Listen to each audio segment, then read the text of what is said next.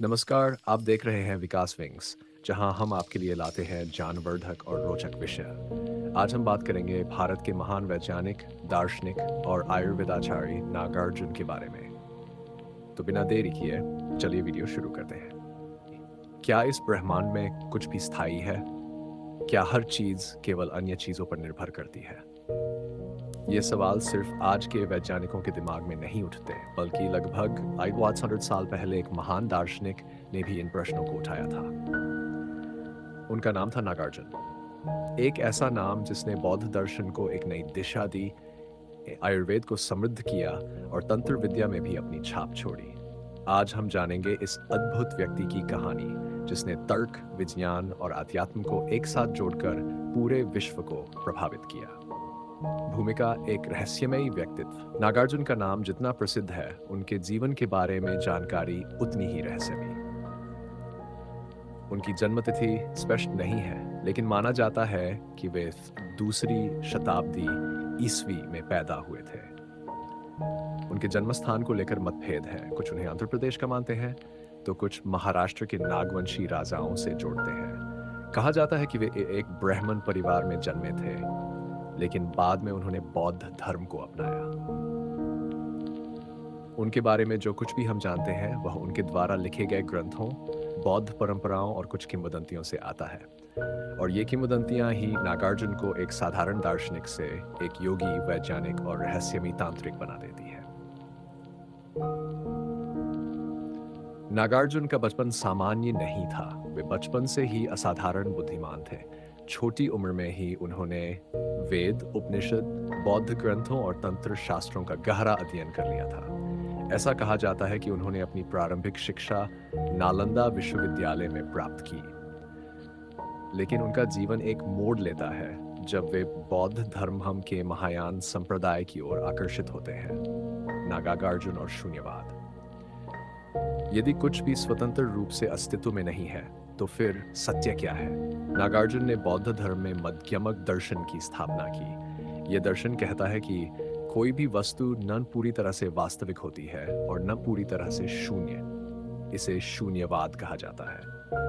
उनकी सबसे प्रसिद्ध रचना मूल मध्यमक कारिका में उन्होंने इस विचार को विस्तार से समझाया। आसान भाषा में समझें। मान लीजिए आपके हाथ में एक कांच का गिलास है। क्या वह वास्तव में गिलास है, या क्या वह सिर्फ कांच से बना एक ढांचा है? अगर वह गिरकर टूट जाए, तो क्या वह अब भी वही गिलास रहेगा? नागार्जुन के अनुसार कोई भी चीज अपनी स्वयं की सत्ता में नहीं होती, वह अन्य चीजों पर निर्भर होती है। यह विचार सिर्फ बौद्ध धर्म तक सीमित नहीं रहा।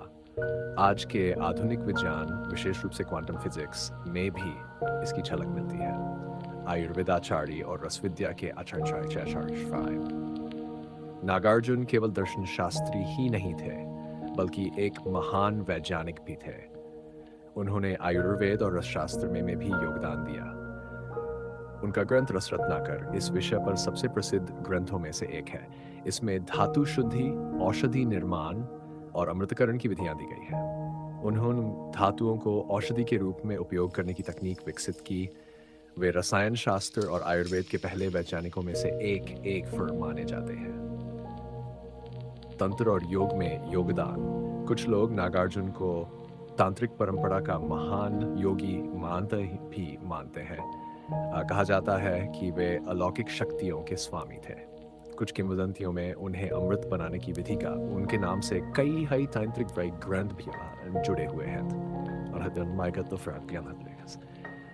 नागार्जुन ने कई ग्रंथ लिखे, जिनमें प्रमुख है मूल मध्यम कारिका, शून्यवाद पर आधारित मुख्य ग्रंथ। रत्नावली, एक राजा को लिखी नैतिक शिक्षा की पुस्तक। सुहृदलेख, नैतिकता और आध्यात्मिकता पर आधारित ग्रंथ। तर्कशास्त्र पर केंद्रित ग्रंथ। रसरत्नाकर, रसायन शास्त्र और आयुर्वेद का ग्रंथ। अविद्वानों का प्रभाव। नागार्जुन के विचार केवल बौद्ध धर्म तक सीमित नहीं रहे। उनके शून्यवाद के सिद्धांत को पश्चिमी विचारकों ने भी अपनाया। आधुनिक क्वांटम फिजिक्स में भी उनके विचारों की झलक मिलती है। अध्यात्म, विज्ञान और दर्शन में उनकी शिक्षाएं आज भी प्रासंगिक हैं और अध्ययन करने के स्रोत।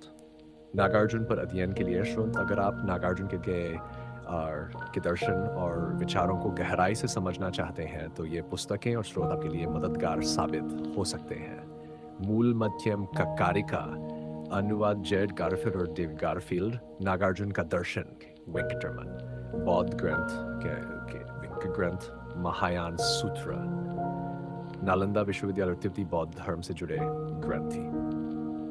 एक अनमोल विरासत। नागार्जुन सिर्फ एक दार्शनिक नहीं थे, वे एक महान वैज्ञानिक, अद्वितीय योगी, कुशल चिकित्सक और तांत्रिक परंपरा के जाता भी थे। उनकी सोच और सिद्धांत आज भी प्रासंगिक है और दुनिया भर में अध्ययन किए जाते हैं। क्या आपको भी लगता है कि इस ब्रह्मांड में कुछ भी स्वतंत्र रूप से अस्तित्व में नहीं है? क्या नागार्जुन के विचार आधुनिक विज्ञान के करीब हैं? अपने विचार हमें कमेंट में बताएं और अगर आपको ये वीडियो पसंद आया हो तो लाइक करें, शेयर करें और चैनल को सब्सक्राइब करना ना भूलें।